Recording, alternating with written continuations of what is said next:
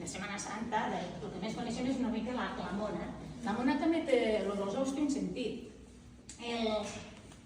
El teu fill havia de tindre un padrí, i el padrí no era qualsevol. El padrí acostumava a ser el pare del teu padrí o el teu avi, o algú de la família que tingués un poder adquisitiu bé, perquè si tu et passava alguna cosa com a pares, era el padrí que se n'havia de fer càrrec dels teus fills. O sortíem als carrers a cantar cançons.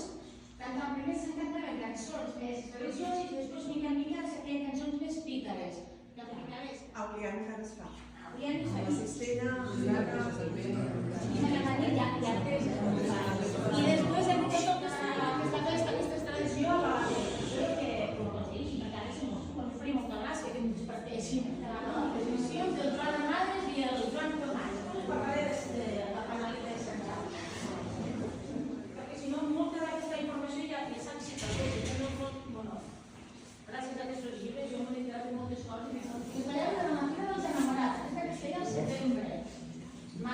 Aquests balls de Promet, aquests dos ja festeixen, era una manera de fer pública a l'altra època també celebraven el naixement del sol. Resulta que és el dia 25, antigament quan les cultures eren politeistes, creien en molts déus, el déu principal és el sol. El déu dona la vida, el déu dona...